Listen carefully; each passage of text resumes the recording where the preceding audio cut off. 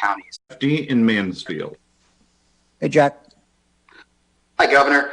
You reviewed the advisory system and pointed out there are a few indicators that are flagged in many of the RIC counties.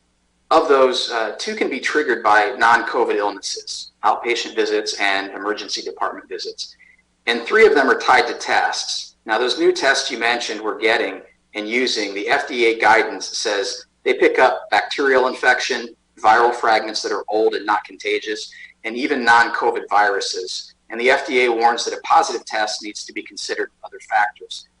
5 of the 7 indicators, Governor, on the system are wobbly. So how do we know we're not getting red indicators and high incidence warnings based on non-COVID illnesses and positive tests that are either false or lack additional consideration?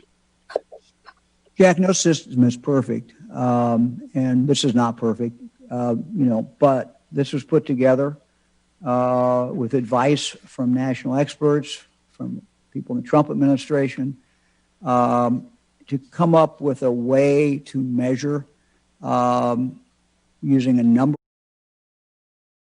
of different indicators, so you weren't just relying on one, to tell the people in the community exactly where they are. We think this system works very well. We also tell people to look at the number of cases in that community. That's very, very important. As you heard one of the doctors talk about from their perspective, very understandably, it's the number of people going into the hospital. And so, by all indications, we're headed the wrong direction.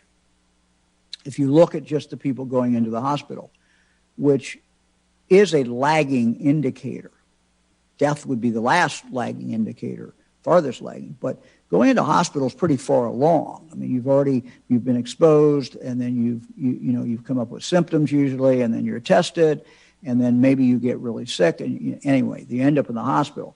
So the number of COVID patients in the hospital today is about double what it was not too long ago.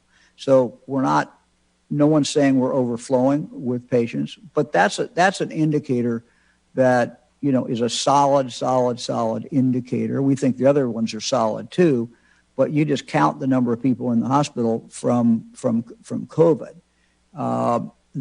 We use the other indicators, frankly, because that's a lagging indicator.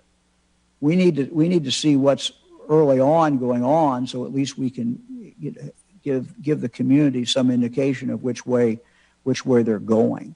And so every indicator is going the wrong way on us right now. Next question is from Laura Hand.